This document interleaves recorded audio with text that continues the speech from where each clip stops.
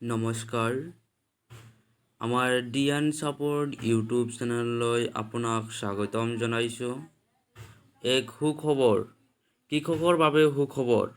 প্ৰতিজন কৃষকৰ বাবে বছৰি ৪২,০০০ টকা কেন্দ্ৰৰ আপুনি কিদৰে লাভ কৰিব এই সুবিধা সবিশেষ জানি লওক।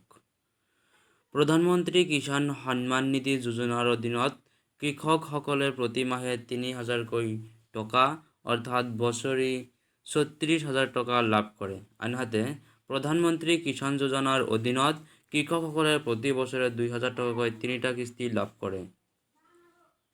যদি আপুনি প্ৰতি মাহে ৩,০০০ টকাৰ সুবিধা ল'ব বিচাৰে তেন্তে এয়া আপোনাৰ গুৰুত্বপূৰ্ণ খবৰ।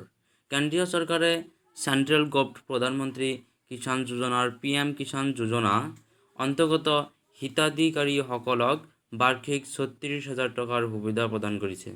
যদি আপুনি প্ৰধানমন্ত্ৰী কিষাণ যোজনাৰ PM কিষাণ সন্মান নিধি এই সুবিধা লাভ কৰি আছে তেন্তে আপুনি এতিয়া মুঠ ৪২,০০০ টকালৈকে লাভ কৰিব সুবিধা। এই টকা আপুনি কেনেদৰে প্ৰাপ্ত কৰিব সেই সম্বন্ধে আমাৰ এই বিশেষ প্ৰতিবেদন। উল্লেখ্য যে প্ৰধানমন্ত্ৰী কিষাণ যোজনাৰ হিতাধিকাৰীসকলে প্ৰধানমন্ত্ৰী কিষাণ মানধন যোজনাৰ সুবিধা লাভ কৰে, য'ত আপোনাক বছৰি ৩৬,০০০ টকা প্ৰদান কৰা হ'ব। ইয়াৰ লগতে মানধন যোজনাৰ বাবে আপুনি কোনো পৃথক নথিপত্ৰ দিয়াৰ প্ৰয়োজন নাই। কেনেদৰে পাব ৪২,০০০ টকা?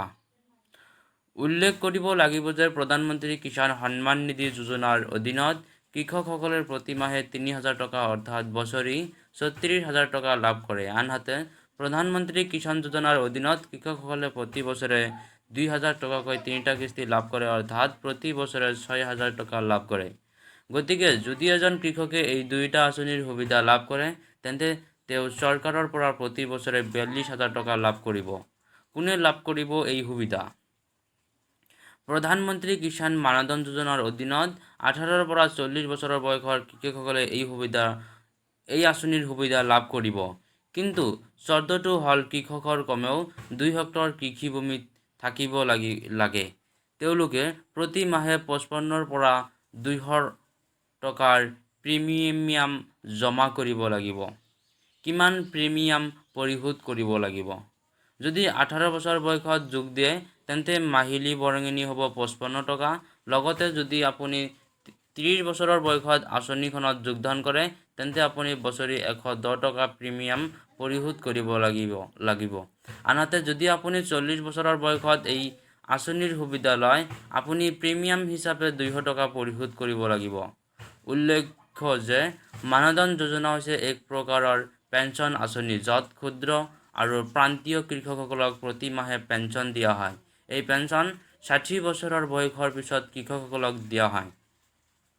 Thank you. আমাৰ এইখন প্ৰতিবেদন চোৱাৰ বাবে আপোনাক অশেষ ধন্যবাদ।